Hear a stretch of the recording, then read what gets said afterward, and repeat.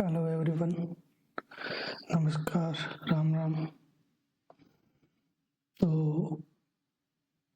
नाम तो मेरा लिखा हुआ है ही।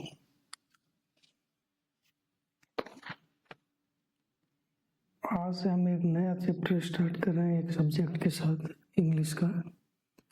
खास करके राजस्थान की जो चतुर्थ श्रेणी कर्मचारी भर्ती है और राजस्थान की पटवार और वीडियो के लिए, स्पेशली राजस्थान के बच्चों के लिए ही ये सीरीज स्टार्ट की जा रही है।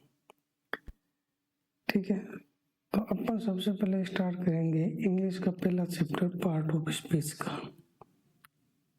अब यही क्यों शुरू कर रहे हैं, क्योंकि यही जो चैप्टर है ना, वो इंग्लिश के ग्रामर का बेस है। इसी चैप्टर से पूरी की पूरी, इसी चैप्टर पर पूरी की पूरी अपने ग्रामर बेस, पूरी की पूरी ग्रामर है इसी चैप्टर के ऊपर डिपेंड है। तो सबसे पहले यही चैप्टर शुरू करेंगे जिसका नाम है part of speech.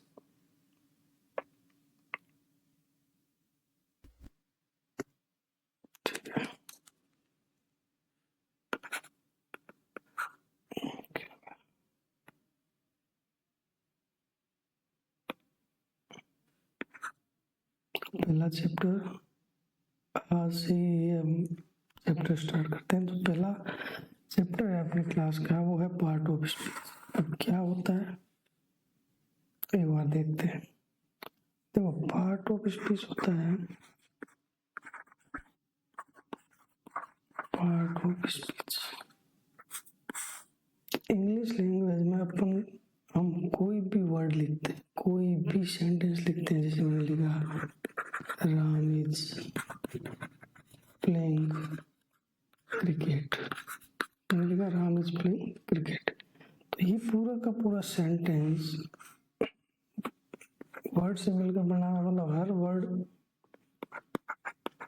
In word को, सही सेंटेंस को, इस वर्ड को सही तरीके से जैसे एडजस्ट करते हैं तो पूरा का पूरा सेंटेंस बनता है। तो जो हर वर्ड है उस वर्ड की आइडेंटिटी होती है, कि हर वर्ड की एक खुद की आइडेंटिटी होती है कि वो वर्ड क्या है, नाउन है, प्रोनाउन है, एडजेक्टिव है, वर्ब है, एडवर्ब है, या कंजक्शन है, या प्रीपोजिशन है, या अपने इंटरजेक्शन है। तो इंग्लिश का हर वर्ड इन्हीं आठों में से कोई एक होता है। कोई भी वर्ड लिख दो, जैसे मैंने प्ले लिख दिया तो प्ले एक वर्ब है। मैंने राम लिख दिया या जयपुर लिख दिया तो एक नाउन है। मैंने ये इट लिख दिया तो एक प्रोनाउन है। मैंने लिख दिया बट या एंड तो ये कंजक्शन है। तो मतलब इंग्लिश का हर वर्ड, इंग्लिश लैंग्वेज में जो हर वर्ड है वो इन आठों में से ही कोई एक होता है। तो इन आठों को हम क्या कहते हैं, पार्ट ऑफ स्पीच कहते हैं। कि हर वर्ड की जो आइडेंटिटी होती है वही पार्ट ऑफ स्पीच है। अभी कितने प्रकार के होते हैं, ये अपने होते हैं 8। कितने होते हैं पार्ट ऑफ स्पीच? अपने होते हैं 8। कि हर शब्द या हर वर्ड इन आठों में से कोई ना कोई होगा। ठीक है, ये 8 होते हैं अपने, noun, pronoun, verb, adverb, adjective, preposition, conjunction और इंटरजेक्शन। ये 8 ही मिलकर सेंटेंस बनाते हैं। ये 8 ही मिलकर पूरी की पूरी इंग्लिश ग्रामर का बेस है। क्योंकि साहब जब आप हम एक एक चैप्टर पढ़ेंगे तो इन 8 में से एक एक कोई होगा। तो सबसे पहले से बात करते हैं नाउन को। नाउन क्या होता है? किसी का नाम। ठीक है, नाम हो गया। प्रोनाउन जो नाउन की जगह काम आता है, जो नाउन की जगह क्या करता है, काम होता है। इसके बाद हो गया वर्ब। वर्ब आपको पता है, जैसे रन, प्ले, ये वर्ब होती है। एडवर्ब जो वर्ब की विशेषता बताता है, जैसे मैंने लिख दिया वेरी, स्लोली, ये क्या हो गई? एडवर्ब। एडजेक्टिव जो नाउन और प्रोनाउन की विशेषता बताता है, जैसे ब्यूटीफुल, स्मार्ट, ये क्या हो गए एडजेक्टिव। प्रीपोजिशन क्या होता है, इन, ऑन, ये सारे प्रीपोजिशन है। कंजक्शन का जो सेंटेंस को जोड़ने का काम करते हैं, बट, ऑल्सो, ये सारे के सारे। इंटरजेक्शन जैसे हम लिखते हैं कोई अचानक कोई काम हो गया, लास्ट, या लिख दिया हो, तो ये सारे के सारे इंटरजेक्शन है। इंग्लिश लैंग्वेज में पूरा का पूरा सेंटेंस वर्ड से मिलकर बनता है, और ये वर्ड इन 8 में से ही कोई एक होगा, और इन्हें हम क्या कहते हैं, पार्ट ऑफ स्पीच कहते हैं। कौन कौन से, noun, pronoun, adjective, adverb, verb, conjunction, preposition और इंटरजेक्शन।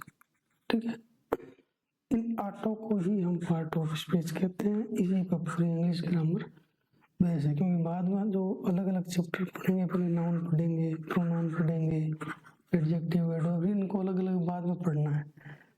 तो ये अपने को समझ में आना चाहिए कि ये क्या है, पार्ट ऑफ स्पीच। अब हम सबसे पहले देखेंगे कि जैसे नाउन है या प्रोनाउन है, ये किसी भी सेंटेंस में क्या क्या रोल निभाता है, कि ये सेंटेंस में से सब्जेक्ट बनता है, ऑब्जेक्ट बनता है, वर्ब है, क्या है। जैसे मैंने ये एग्जांपल दिखा है, जैसे ये राम और इस ब्रदर आर, तो ये पूरा का पूरा सेंटेंस है ना, इसको हम तोड़ के देखते हैं। ये पूरा का पूरा सेंटेंस अपन तोड़ के देखते हैं कि ये जो पूरा सेंटेंस है इसमें क्या क्या है।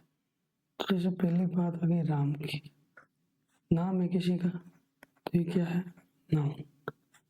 एंड क्या है, एक कंजक्शन। ठीक है, ये राम को और इसके भाई को, इस ब्रदर को जोड़ रहा है। ब्रदर भी एक नाम है, नाउन है, और नाउन की जो विशेषता बताता है वो क्या है, एडजेक्टिव है।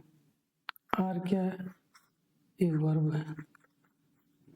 ठीक है, वेरी मैंने अभी बताया, और फास्ट, तो जो ये वेरी है वो एडवर्ब है, किसकी विशेषता बता रहा है, फास्ट की, जो एक एडजेक्टिव है।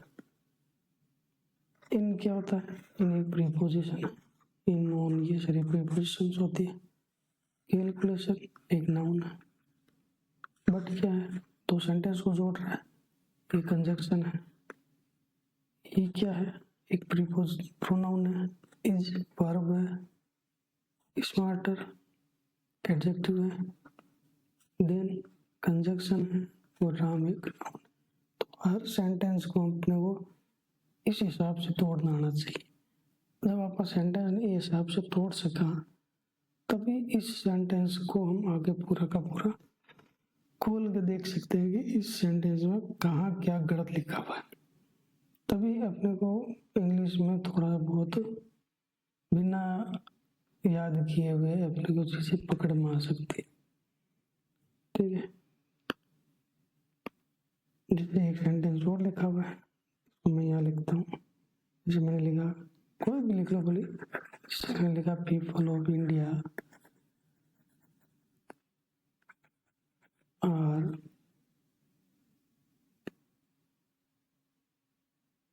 very emotional for his country,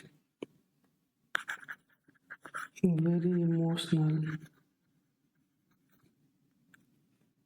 for his country। इस सेंटेंस को अपन तोड़ते हैं, इस सेंटेंस को तोड़ेंगे। जैसे पीपल ऑफ इंडिया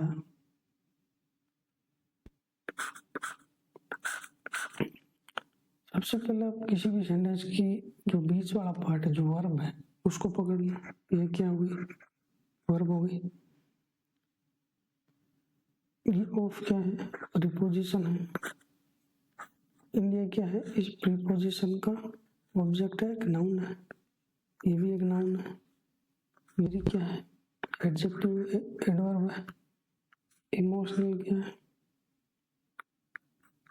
एडजेक्टिव है। फोर क्या है, प्रीपोजिशन।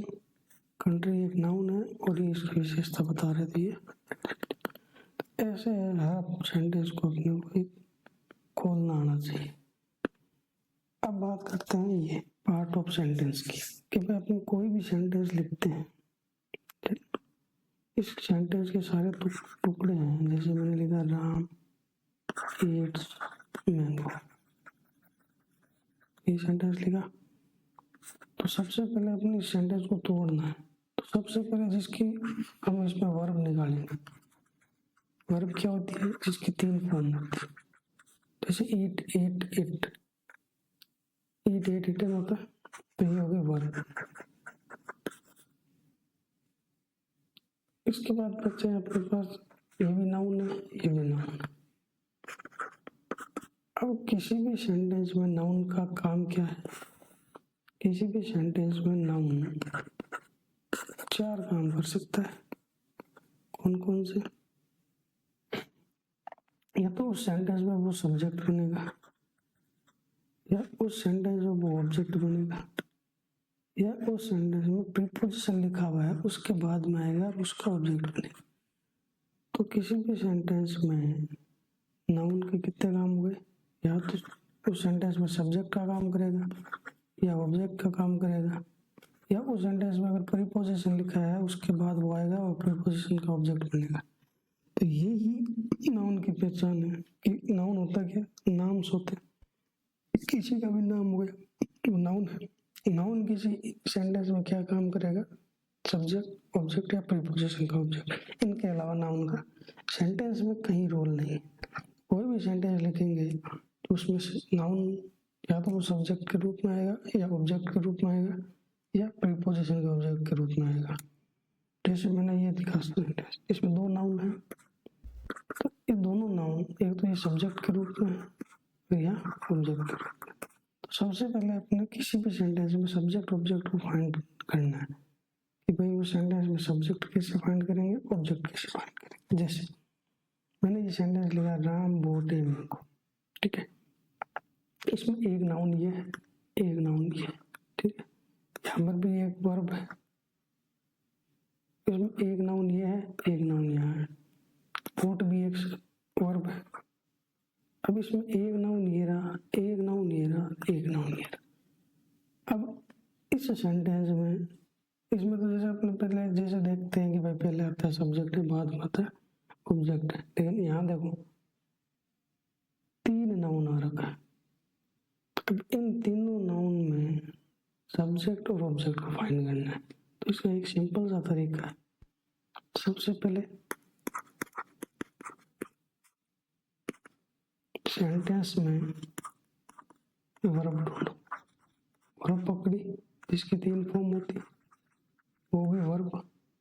फिर अपने को क्या करना है? वर्ब से क्वेश्चन पूछने, एक तो पूछना है व्हाट का, एक पूछना है होम का, ठीक है। जो व्हाट का रिप्लाई आएगा और जो होम का रिप्लाई आएगा वो उस वर्ब का ऑब्जेक्ट है, ठीक है। इसमें एक पेच ये है, किसी किसी सेंटेंस में 2 ऑब्जेक्ट हो सकते हैं, ठीक है। तो जो व्हाट का रिप्लाई आएगा वो होगा डायरेक्ट ऑब्जेक्ट, ठीक है, और जो होम का रिप्लाई आएगा वो इनडायरेक्ट ऑब्जेक्ट। ये क्यों होता है? जो 2 ऑब्जेक्ट क्यों आते हैं, किसी में एक ऑब्जेक्ट क्यों आता है, तो हम वर्ब वाला चैप्टर में पढ़ेंगे। लेकिन एक बात इतना ही है कि जो वर्ब होती है 2 टाइप की होती है। एक तो होती है मोनो ट्रांजिटिव, जिसमें एक ऑब्जेक्ट होता है, एक होती है डाई ट्रांजिटिव, ठीक है, इसमें 2 ऑब्जेक्ट होते हैं। तो ये वर्ब के प्रकार ये कि कई वर्ब 2 ऑब्जेक्ट भी लेती है। तो अपने को ध्यान रखना है, क्या करना है? सबसे पहले वर्ब को पकड़ो, व्हाट से रिप्लाई पूछो, जो रिप्लाई आता है वो ऑब्जेक्ट। जैसे ये सेंटेंस है राम बोट व्हाट, देखा, Ram bought what, Ram bought a, तो जो रिप्लाई आया वो क्या? वर्ब का ऑब्जेक्ट हो गया। तो जो एक नाउन था वो ऑब्जेक्ट आ गया, तो पहले वाला नाउन क्या हो गया? सेंटेंस का सब्जेक्ट हो गया। वैसे रोहन लव्स व्हाट, या यहाँ देखो व्हाट का रिप्लाई नहीं आ रहा लेकिन होम का आएगा। रोहन लव्स होम किससे करता है? रोशनी से। तो ये भी आ गया ऑब्जेक्ट। तो बचा हुआ नाउन क्या हो गया? सब्जेक्ट। अब Rohan Ram bought what a bag, तो ये हो गया ऑब्जेक्ट नंबर 1। बोट हूँ किसके लिए? मोहन के लिए, तो ये ऑब्जेक्ट नंबर 2। वाट का रिप्लाई वाला क्या होता है? Direct object. और होम का रिप्लाई वाला होता है इनडायरेक्ट ऑब्जेक्ट। ठीक है, समझ में आ गया? तो इस प्रकार किसी भी सेंटेंस में हम सब्जेक्ट और ऑब्जेक्ट को फाइंड करते हैं। अब बताओ वापस वहां पे कि भाई किसी भी सेंटेंस में नाउन का क्या काम है। किसी भी सेंटेंस को उठाओ, उसमें नाउन का 3 ही काम होता है। सेंटेंस में नाउन सब्जेक्ट बनेगा, जैसे मैंने लिखा राम बॉट ए बैग। ठीक है, तो ये देखो सब्जेक्ट है, नाउन है, सब्जेक्ट बना हुआ है। क्या सेंटेंस ऑब्जेक्ट बनेगा? जो बैग है ऑब्जेक्ट है, या प्रीपोजिशन का ऑब्जेक्ट बनेगा? अब प्रीपोजिशन का ऑब्जेक्ट क्या होता है कि जब भी किसी भी सेंटेंस में प्रीपोजिशन लिखी जाती है ना, उसके जस्ट बाद में नाउन या प्रोनाउन लिखना होता है। और ये जो नाउन और प्रोनाउन है ना, इस प्रीपोजिशन के ऑब्जेक्ट कहलाते हैं। जैसे मैंने ये लिखा राम बोट ए मैंगो और सीता। ठीक है, तो जैसे मैंने इसको तोड़ना है, तो सबसे पहले अपने ये देखो, ये होगी verb, bought what a mango. ये इस बोट का हो गया ऑब्जेक्ट, तो ये आ गया सब्जेक्ट। ये लिखा हुआ है प्रीपोजिशन। प्रीपोजिशन के जस्ट बाद जो आ रहा है नाउन या प्रोनाउन, वो होता है इस प्रीपोजिशन का ऑब्जेक्ट। ठीक है, तो इसका इस जो सब्जेक्ट है, इसका इस सेंटेंस की वर्ब से कोई लेना देना नहीं। ना ये तो इस वर्ब का ऑब्जेक्ट है, ना इस वर्ब का सेंटेंस सब्जेक्ट है। ये सिर्फ प्रीपोजिशन का ही ऑब्जेक्ट होता है। तो किसी भी सेंटेंस में नाउन का क्या काम है पता चल गया। अब अपन बात आते हैं, जैसे किसी भी सेंटेंस में नाउन का क्या काम हो गया? सब्जेक्ट बनना, ऑब्जेक्ट बनना, प्रीपोजिशन का ऑब्जेक्ट बनना। और एक काम होता है सब्जेक्ट कॉम्प्लीमेंट का। अभी देखो सब्जेक्ट कॉम्प्लीमेंट क्या होता है।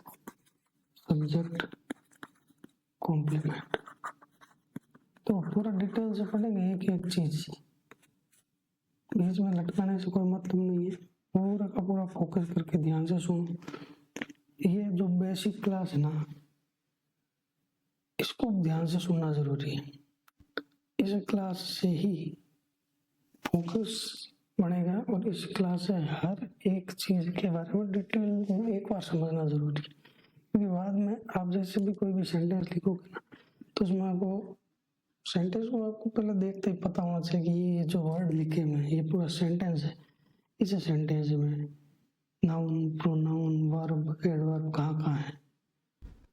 तो इसलिए पूरे के पूरे जो नाउन है, प्रोनाउन है, इनकी आइडेंटिटी सीख रही है कि भाई नाउन कहाँ कहाँ आ सकता है, प्रोनाउन कहाँ कहाँ आ सकता है। तो मैंने बता दिया कि नाउन सब्जेक्ट, ऑब्जेक्ट और प्रीपोजिशन का ऑब्जेक्ट। इसके अलावा एक जगह और आता है सब्जेक्ट का कॉम्प्लीमेंट। अब जब हमने थोड़ा सा पढ़ा था वर्ब के बारे में, वर्ब की भी कई तरह की आइडेंटिटी होती है कि क्या क्या काम करती है। तो एक वर्ब होती है लिंकिंग वर्ब। लिंकिंग वर्ब क्या होती है? जैसे अपन लिखते हैं is, are, am, was, were, will, ये सारी लिंकिंग वर्ब होती है। इनका काम क्या होता है? सब्जेक्ट को अपने ऑब्जेक्ट को कनेक्ट करना कि जिस सेंटेंस में सब्जेक्ट और ऑब्जेक्ट एक ही चीज है, तो उनके बीच में जो वर्ब होती है वो लिंकिंग वर्ब होती है, जो दोनों को लिंक करने का ही काम करती है, एक्शन नहीं होता। जैसे मैंने लिखा रन, रन में एक्शन है। ठीक है, जैसे मैंने लिखा राम runs fast, या they give mango, Ram give mango. तो राम अलग है, मैंगो अलग है, और ये एक्शन हो रहा है मैंगो देने का। ठीक है, लिंकिंग वर्ब में ऐसा कुछ नहीं होता, एक्शन नहीं होता, खाली राम जो सब्जेक्ट है और ऑब्जेक्ट दोनों एक ही चीज होती है। जैसे ही इज स्मार्ट, या ही इज ए टीचर। ठीक है, अब देखो ये जो इज है ना, यहाँ कोई एक्शन नहीं हो रहा, यहाँ एक ही चीज बता रहा है, ही और टीचर एक ही। जब ही और टीचर एक ही है तो देखो ये भी ये प्रोनाउन है, या इसकी जगह हम राम लिख देते, एक बार नाउन बना लेते, ये नाउन है और ये भी नाउन है। ठीक है, जो राम है वही टीचर है, तो दोनों एक ही चीज है, इनको सिर्फ ये इज लिंक ही कर रहा है, तो इसको कहते हैं हम लिंकिंग वर्ब। और ये जो राम टीचर है ना, इस राम का क्या है, कॉम्प्लीमेंट है। ठीक है, तो ये जो टीचर है राम का एक कॉम्प्लीमेंट है, इसे हम सब्जेक्ट कॉम्प्लीमेंट कहते हैं। वहां पर ये नाउन, यहाँ पर जो टीचर है सब्जेक्ट कॉम्प्लीमेंट के रूप में काम कर रही है। तो किसी भी सेंटेंस में नाउन के अपने को यूज पता चल गए कि किसी भी सेंटेंस में नाउन 4 तरह से यूज करे जा सकते हैं। ऐसे ही सेम 4 तरीके से प्रोनाउन को यूज किया जा सकता है। प्रोनाउन क्या होता है, नाउन की जगह जो काम आता है, जहां हम नाउन नहीं लिखते वहां प्रोनाउन का यूज किया जाता है। ठीक है, तो ये भी अब किसी भी सेंटेंस में क्या तरीके से काम कर सकता है, सब्जेक्ट ऑब्जेक्ट या प्रीपोजिशन का ऑब्जेक्ट। हाँ, इसको कॉम्प्लीमेंट की तरह यूज नहीं कर सकते। ठीक है, ये 3 तरीके से यूज आ सकता है। जैसे ये लिखा हुआ है, शी लव्स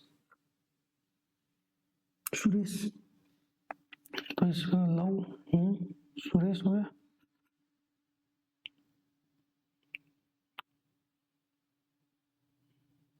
इसको थोड़ा बड़ा करते हैं,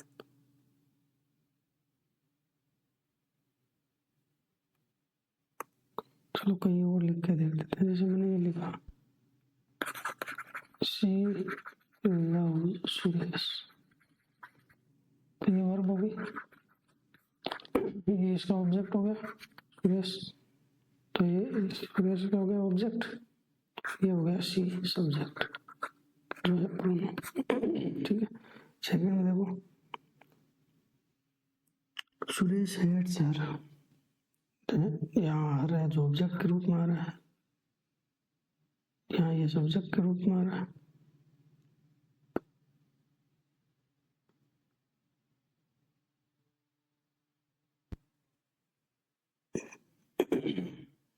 अब यहाँ एक चीज लिखी हुई है कि ये हम प्रोनाउन वाले चैप्टर में पढ़ेंगे कि सब्जेक्टिव केस या ऑब्जेक्टिव केस क्या होता है।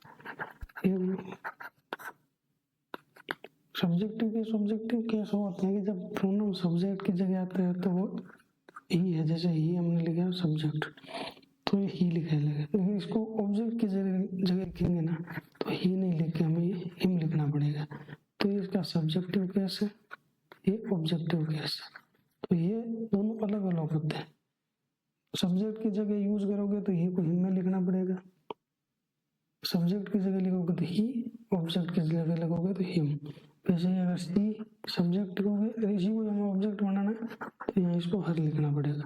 इनको कहते हैं सब्जेक्टिव केस, इनको कहते हैं ऑब्जेक्टिव केस। ठीक है, अब नेक्स्ट में आ जाते हैं अपने पास। हम पार्ट ऑफ स्पीच में नाउन का देख लिया, प्रोनाउन का देख लिया, अब आ जाता हूँ, अब बात करते हैं एडजेक्टिव। एडजेक्टिव क्या होता है, जो नाउन और प्रोनाउन को क्वालिफाई करता है, मतलब उसकी विशेषता बताता है, इसके बारे में एक्स्ट्रा चीज बताता है। तो इसको भी हम हर सेंटेंस में कैसे पकड़ेंगे, सबसे पहले वही वर्ब या बोट वाट का, जैसे हमने बोट से पूछा वाट लगा के तो क्या उतरा है हाउस, तो ये हो गया ऑब्जेक्ट, ये प्रोनाउन है और ये क्या है subject. They both what, they both a house, कैसा हाउस, ए बिग हाउस, तो ये क्या हो गया, एडजेक्टिव हो गया। रजत लॉस्ट व्हाट, ए वॉच, तो ये हो गया ऑब्जेक्ट, कैसी वॉच, ए कॉस्टली वॉच, तो ये हो गया इसका एडजेक्टिव। रजत क्या हो गया, सब्जेक्ट। वैसे ही द प्रेसिडेंट डिवाइडेड हूँ, किसको भाई, सोल्जर्स को, कैसे सोल्जर्स, ब्रेव सोल्जर्स, तो ये ब्रेव क्या हो गया, इस सोल्जर्स का एडजेक्टिव हो गया। ये इसके बारे में एक्स्ट्रा हमें सूचना दे रहे हैं। तो एडजेक्टिव हमेशा क्या करता है कि नाउन या प्रोनाउन के आगे ही आता है, लेकिन जब सेंटेंस में लिंकिंग पर तो एडजेक्टिव भी ला सकता है। ये मैंने वो भी बताया कॉम्प्लीमेंट वाला केस है। जैसे मैंने लिखा अमन इज टॉल, अमन के बारे में बता रहा है, अमन क्या है, टॉल है, तो यहाँ ये एडजेक्टिव आ रखा है, सब्जेक्ट है ये अमन, इज ए लिंकिंग वर्ब। वैसे शी क्या है, एक प्रोनाउन है, इज ए लिंकिंग वर्ब, और वेरी ब्यूटीफुल क्या है, एडजेक्टिव।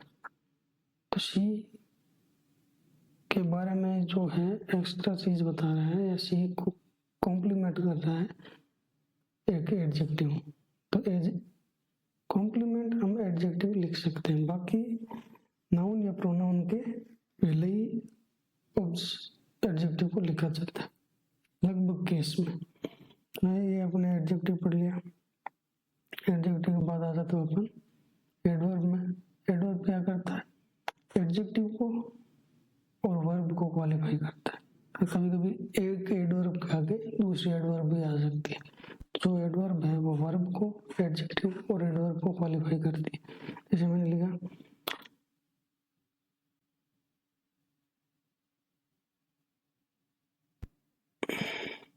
जैसे लिखा वो हो सकता है टाइप हो रखा है। जैसे लिखा रन, एक वर्ब है, रन हाउ फास्ट, है ना, हॉर्स रन्स फास्ट, तो जो रन्स है ना इसकी विशेषता बता रहा है ये फास्ट, घोड़ा तेज दौड़ रहा है। तो रन्स की वर्ब की जो विशेषता बता रहा है ये वर्ब को क्वालिफाई कर रहा है, वो क्या है, एडवर्ब। वैसे इस सेंटेंस में देखो राहुल स्पीक, ये वर्ब हो गया, स्पीक हाउ वेरी पोलाइट, ये हो गया adverb. They both, boat verb हो गई, दे बोट व्हाट, एक क्या खरीदा इसने, हाउस, ये ऑब्जेक्ट हो गया, नाउन है, कैसा हाउस, एक कॉस्टली, ये हो गया एडवर्ब, कितना कॉस्टली, एक्सट्रीमली कॉस्टली। तो जो एडजेक्टिव की विशेषता बता रहा है वो क्या है, एडवर्ब। वैसे ही प्रेसिडेंट रिवार्डेड, इसको रिवार्ड किया, सोल्जर्स को, ये ऑब्जेक्ट हो गया, कौन से सोल्जर्स को, ब्रेव को, तो ये एडजेक्टिव हो गया, कितने ब्रेव, एक्स्ट्रा ऑर्डिनरी, ये हो गया एडवर्ब। ठीक है, वैसे अपने इसमें देखें, ये लिखा बोल्ड वर्ब, कैसे बोल्ड, वेरी फास्ट, ये उसका एडवर्ब हो गया। Karan hit Rajesh very hard,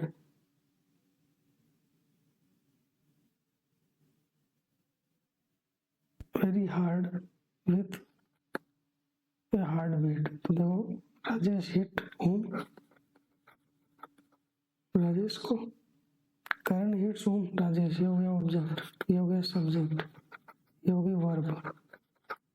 अब कैसे मारा, वेरी हार्ड, बहुत बुरा मारा, तो ये इस वर्ब की विशेषता बता रहा है, तो ये हो गया एडवर्ब। ठीक है, ये हो गया प्रीपोजिशन। प्रीपोजिशन के बाद कोई भी नाउन या प्रोनाउन होता है तो वो ये प्रीपोजिशन का ऑब्जेक्ट होता है। तो इस प्रकार एडवर्ब के बारे में भी एक बार हमने ऊपर ऊपरी पढ़ लिया कि एडवर्ब का क्या रोल होता है। अब नेक्स्ट आ जाता है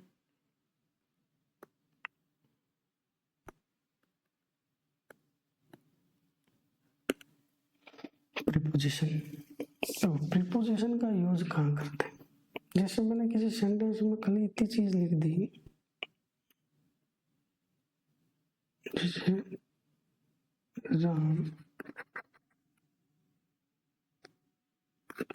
play cricket, Ram play cricket लिख दिया, ये एक सेंटेंस हो गया। राम देख लो, ये प्ले वर्ब हो गई, प्ले व्हाट क्रिकेट, तो ये इसका ऑब्जेक्ट हो गया, और ये हो गया सब्जेक्ट। ये सेंटेंस कंप्लीट है। लेकिन इस सेंटेंस को हमें आगे बढ़ाना, नया सेंटेंस ना जोड़ के खाली कुछ एक वर्ड ही जोड़ना है, इस सेंटेंस को आगे बढ़ाना। तो जब किसी सेंटेंस में अपन वर्ड जोड़ते हैं तो वो प्रीपोजिशन के साथ लगा के जोड़ते हैं, जैसे सीधा तो अपन नहीं जोड़ सकते। जैसे मैंने लिख दिया राम प्ले क्रिकेट इवनिंग, इस सेंटेंस के बारे में एक्स्ट्रा जानकारी देनी है तो हम सीधा एक वर्ब, एक कोई नाउन या प्रोनाउन नहीं जोड़ सकते, इसको हमने प्रीपोजिशन का यूज करके जोड़ा जाता है। तो ये मैंने लिख दिया इन द इवनिंग, ठीक है। तो जो इन के साथ जो नाउन आ गया ये प्रीपोजिशन का ऑब्जेक्ट हो गया, और ये सेंटेंस आगे भी बढ़ गया, बड़ा हो गया। अब हो गया देखो Ram play cricket in the evening, तो जो प्रीपोजिशन आया ये सेंटेंस में नया वर्ड जोड़ने के लिए इसका उपयोग किया जाता है। तो ये प्रीपोजिशन हो गया, ठीक है। अब प्रीपोजिशन का क्या काम है किसी सेंटेंस में, जो कनेक्ट करता है नाउन को, प्रोनाउन को या नाउन फ्रेज को अनदर वर्ड से, किसी दूसरे शब्द से, इन किसी सेंटेंस में, showing relationship in space time और अदर कॉन्टेक्स्ट, ठीक है। जैसे मैंने लिखा Ram bot a book, Ram ने किताब खरीदी, बॉट व्हाट ए बुक। अब ये कहाँ से खरीदी, जगह के बारे में एक्स्ट्रा जानकारी देनी है सेंटेंस में, तो हमने लिख दिया फ्रॉम दिल्ली, ठीक है। कब खरीदी, ऑन ट्यूजडे, किसके लिए खरीदी, और फॉर राहुल। तो किसी सेंटेंस में अपने को एक्स्ट्रा जानकारी देनी है, किसके बारे में, कहाँ, इस जगह के बारे में, समय के बारे में, या कोई दूसरी चीज के बारे में एक्स्ट्रा जानकारी देनी है, तो वो वर्ड हम प्रीपोजिशन के साथ ऐड करके ही जोड़ सकते हैं सेंटेंस में। जैसे मैंने लिखा दे केम फ्रॉम लंदन, तो ये हो गया वर्ब, हो गया प्रीपोजिशन, ये हो गई प्रीपोजिशन की object. They came from London, कहाँ से आए भाई, जगह के बारे में बता दिया, किस लिए आए, फॉर हिज वेडिंग, तो ये हो गया प्रीपोजिशन, ये इसका हो गया ऑब्जेक्ट, ये हो गया एडजेक्टिव, किसके साथ आए, विथ हिज वाइफ, ये हो गया ऑब्जेक्ट, विथ हो गया प्रीपोजिशन, किसकी पत्नी के साथ, खुद की, तो ये एडजेक्टिव। तो जैसे सेंटेंस यहाँ तक भी खत्म हो सकता था देखें, लेकिन इसके साथ में जो एक्स्ट्रा जानकारी देनी थी, उस एक्स्ट्रा जानकारी को हम प्रीपोजिशन यूज करके नए वर्ड को जोड़ने के लिए करते हैं। तो इस प्रकार किसी भी सेंटेंस में प्रीपोजिशन का यूज होता है। कंजक्शन की बात, कंजक्शन किसी सेंटेंस प्रीपोजिशन वर्ड को वर्ड से जोड़ता है, एक्स्ट्रा जानकारी के लिए सेंटेंस में वर्ड को जोड़ा जाता है, तब प्रीपोजिशन का यूज करते हैं। लेकिन जब दो सेंटेंस को, अलग अलग सेंटेंस को जोड़ा जाए, जैसे दो सेंटेंस जोड़ने हैं अपने को, दो वर्ड जोड़ने हैं आपस में, खाली वर्ड, तब हम क्या यूज करते हैं, कंजक्शन। जैसे राम, देखो ये देखो आर प्लेइंग ये वर्ब है, व्हाट इसका हो गया ऑब्जेक्ट, यहाँ दो सब्जेक्ट है, एक और दो, ठीक है।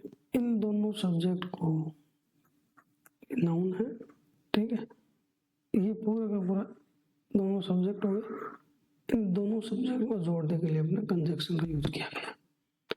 तो कंजक्शन का यूज होता है दो वर्ड को जोड़ने के लिए, और इसको जोड़ने के लिए किया। यहाँ देखो, यहाँ दो नाउन को जोड़ने के लिए यूज किया, यहाँ दो प्रोनाउन को जोड़ने के लिए यूज किया, यहाँ देखो यहाँ दो एडवर्ब को जोड़ने के लिए, यहाँ दो एडजेक्टिव जुड़े हैं, और यहाँ एक सेंटेंस ये हो गया, एक सेंटेंस ये हो गया, इनको जोड़ने के लिए यहाँ कंजक्शन यूज किया। दो सेंटेंस है, क्योंकि देखो दो सेंटेंस, एक वर्ब ये रही, एक वर्ब ये रही, ये इस वर्ब का ऑब्जेक्ट, ये इस वर्ब का सब्जेक्ट, ये इस वर्ब का ऑब्जेक्ट और ये इस वर्ब का सब्जेक्ट।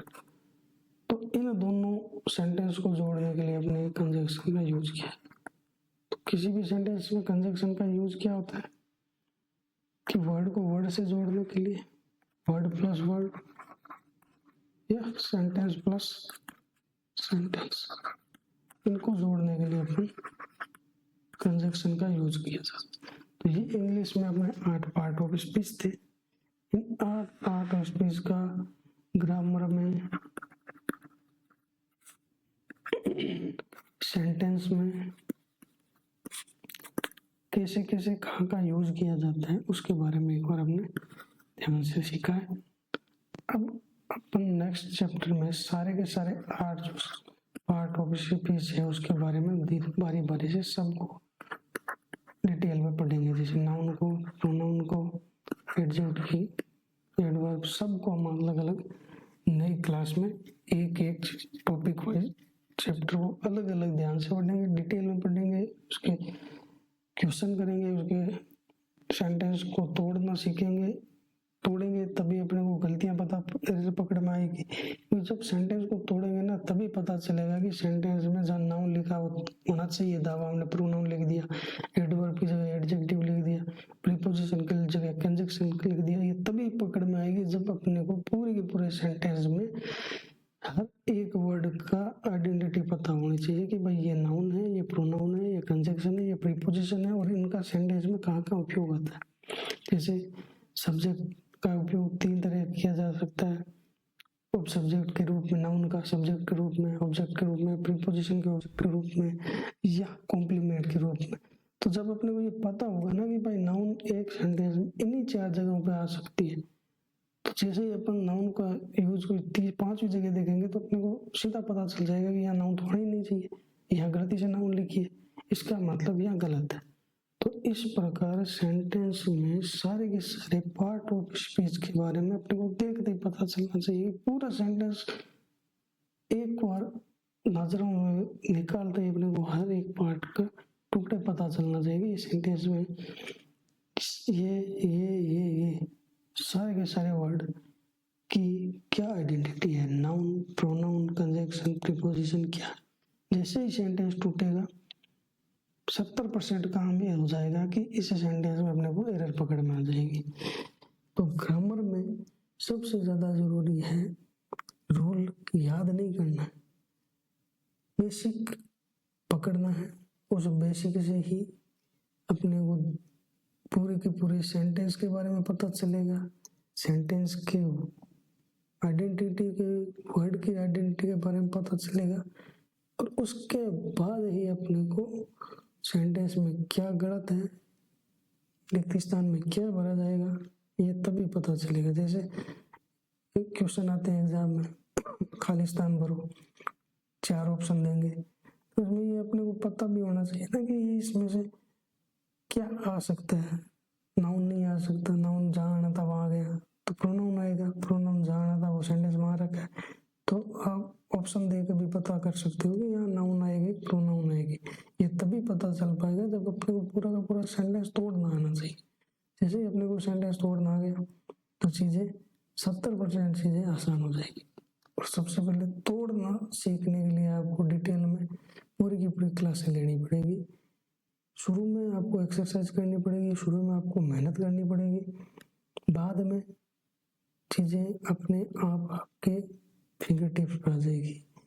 ज़्यादा एफर्ट भी नहीं मारने पड़ेगी, शुरू में मारने पड़ेगी। शुरू में आपको एक एक चीज को ध्यान से सीखना पड़ेगा। ठीक है, चलो इसी के साथ अपनी पहली क्लास खत्म होती है और उम्मीद करता हूँ कि मैंने इस क्लास को अच्छे से पढ़ाया है, अच्छे से एक्सप्लेन किया, समझ में आया होगा। नहीं आया है तो आप कमेंट करना, कमेंट में मैं उसको वापस इस क्लास को पूरा का पूरा ढंग से और अच्छे से समझाने की कोशिश करूँगा। तब तक के लिए थैंक यू, धन्यवाद, बाय।